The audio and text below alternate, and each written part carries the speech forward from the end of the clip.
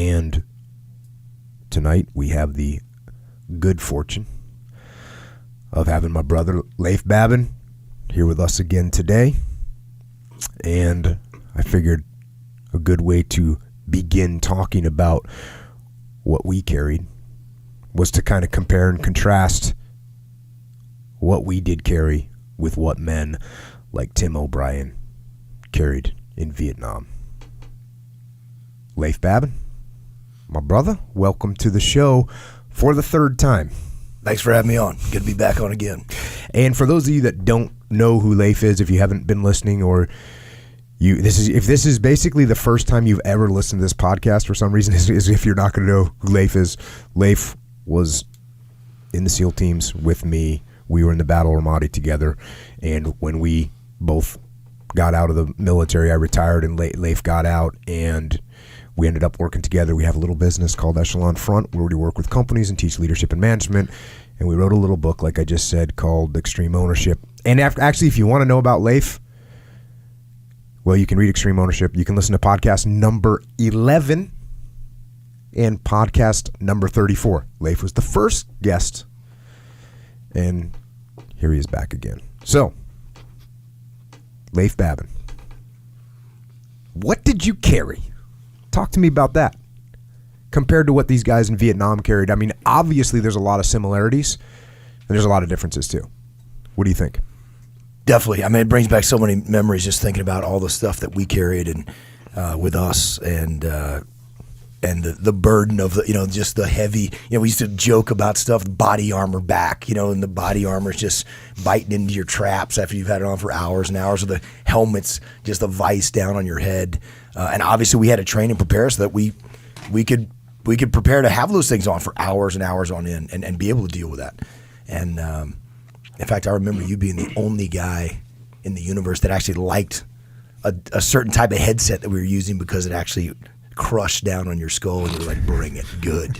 Everyone else is complaining about it. You were like, I actually like this. Oh, that thing hurt my head. I would never have admitted it back then, but yeah, it hurt bad. It would squeeze your head in that awkward way. Yeah, it was bad. That was a gnarly old headset, but a lot heavier because the body armor we're wearing. How much did our body armor weigh? It was like 7 pounds of plate, and you got a front and back plate, and then you got the 9mm body armor. And that right there is heavy. And then the funny thing is we were able to make our weapons a little bit lighter over time, but then we've decked them all out with lasers and optics and everything. So the weapons, I bet you our weapons were actually heavier. Definitely. And then like for me, we had trained to carry those little 10-inch barreled, we have an M4 with a 10-inch barrel, which we use for close quarters combat, house clearance. And as you know, that was like the primary weapon. And we get to Ramadi, I was like, hey, I got to carry my 14-inch barrel, which is longer, and it's got an M203 grenade launcher on it. So you got a 40-millimeter grenade in that, so it becomes a lot heavier based on that. I needed that to be able to throw some 40 Mike down. Now, one of the things that I know was, we all learn a lot in combat. And actually, Andy Stumpf was just on, and I know you're friends with him too, but we were talking about the learning curve of how quickly you learn things. And I know you learned some pretty solid and rough lessons out of the gate going on some big patrols right when we got there. And it's specifically about what you carried. Absolutely. I mean, we had focused so much on doing a roll-up assault. We were loading up in vehicles. So you don't have to carry much on your person because we're trained to drive up in vehicles. And so we get to Ramadi, and of course we've done our patrols out in the desert, done that training and prepared for that. But we think we're going to go to Iraq and we're going to drive in vehicles.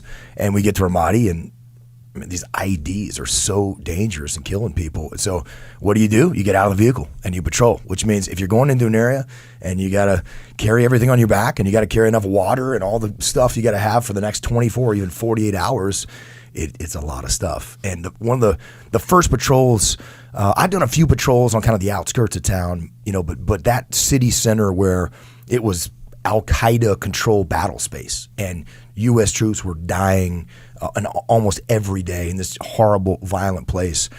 We've been on the ground for, I think, a couple weeks, and we were teaming up with a Marine unit from 3-8 Marines, 3rd Battalion, 8th Marines, outstanding group of warriors who've been on the ground for a month or two prior to us getting there, and these guys were in the thick of the fight, and they had adjusted their tactics and learned how to go out there and conduct these patrols. And so we were teaming up with them to go into an area called Firecracker Circle. As firecracker is in, hey, this is a happy place with 4th of July, or firecracker is in massive bombs. As in, there's a 400-pound explosive in the road that's going to blow your vehicle 100 feet in the air and kill everybody. That area of firecracker. They did not.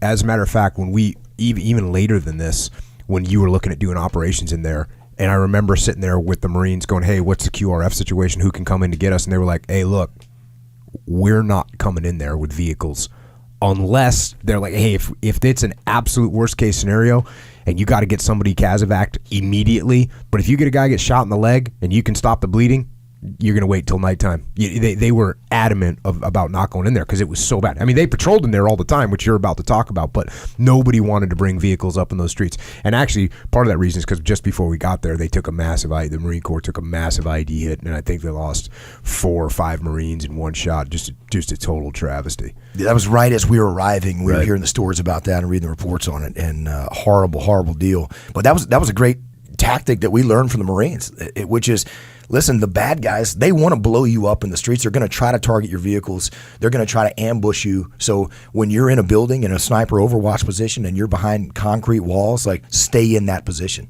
Stay in that position unless you have an urgent surgical casualty. You've got to get out right now or you're going to be overrun, only in extreme situations. So we're not going to call in the QRF because they're going to blow up the vehicles, and that's what they want you to do. And they taught us some of those things that were that helped keep our guys alive, and certainly helped us perfect our tactics, techniques, and procedures to be able to go deep into those areas and do some real damage to the enemy, and most of the time bring our guys home.